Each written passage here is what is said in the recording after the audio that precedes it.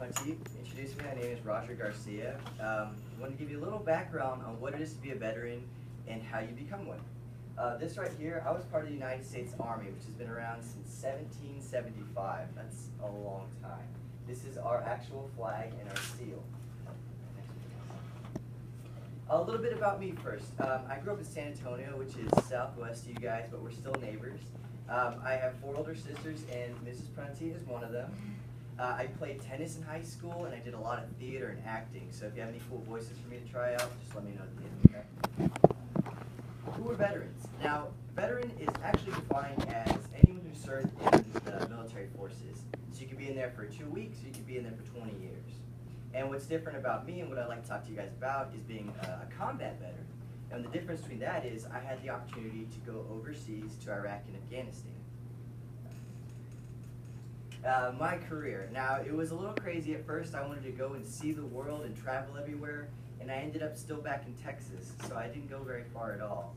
But my first job was as this guy. It's called the Multiple Launch Rocket System. So basically, you've seen those fireworks that shoot out like 10 or 12, and you're like, when is this going to stop? That's what I did. And I have a short video of what they do.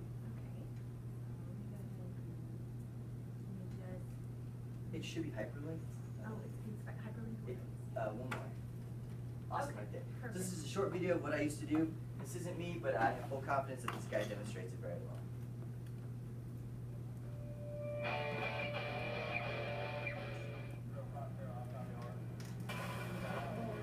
He ranks among the highest ASVAB scores ever. I have a GT score of 136, number 13 running. At the age of 17, Specialist Bruin qualified for just about every job. Pretty cool, huh? Like fireworks, Today, 4th he of July. still has no regrets with what he chose.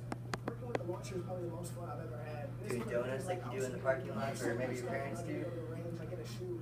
Then I also get to come back and work with a giant tank that shoots rockets. I mean, that's a pretty cool thing to get to say that I'm 21 and I shoot rockets. And the sounds from inside the launcher tell the same story.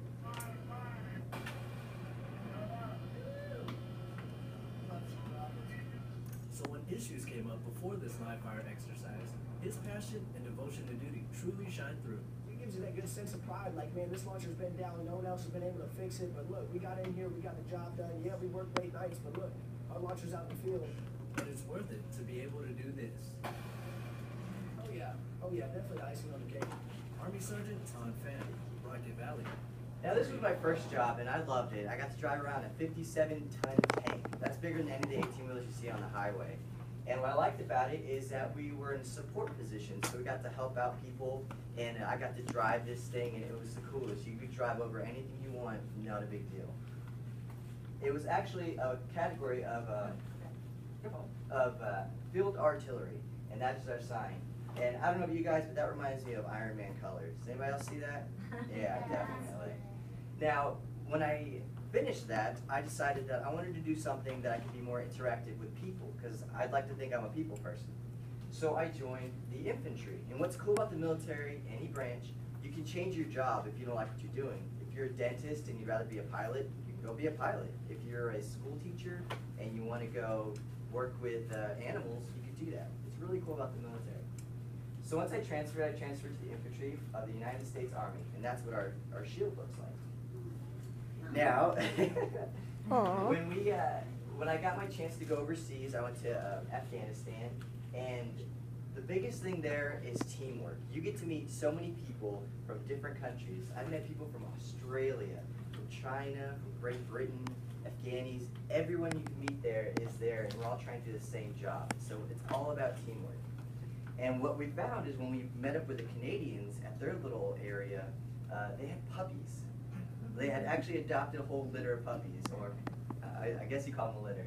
So this little guy, he was named Bowie, and he would travel, and at night he would bark if anything was kind of out of the ordinary. He was like our watchdog. And we made him a little necklace and stuff like that, and we fed him the best food, so he was happy. Right here, just want to say, veterans are very proud of their service. They get the unique opportunity to go and help people in different countries. And right here, these are 2 Afghani children, and they're really happy to see us because we would always bring them little packages of like paper and pen, because these boys, they owned 1 pair of shoes, and honestly, that's a lot of shoes for a kid and over there.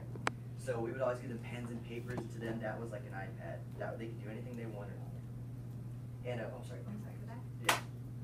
Yeah. And up here, this is one of their classrooms. We actually got to go and see one of their schools, and it was just one little building of 4 walls, and they would use chalkboards still. So it really makes you appreciate all this really cool technology that we have, that we can learn things a lot better and get these outside opinions and get to learn about science and math and geometry, stuff that maybe that's not your job in the future, but it's really cool to know, especially if you're on a game show.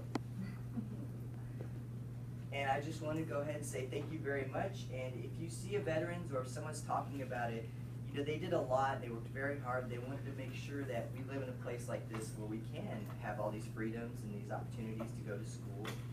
And yes, we do get some special treatment here and there, maybe a discount at Old Navy or something, or maybe cheaper Spurs tickets. But all in all, we do this just to help out and to continue that teamwork. Thank you. Let's give them a round of applause. Okay, do you have a comment, a connection, or a question? Raise your hand.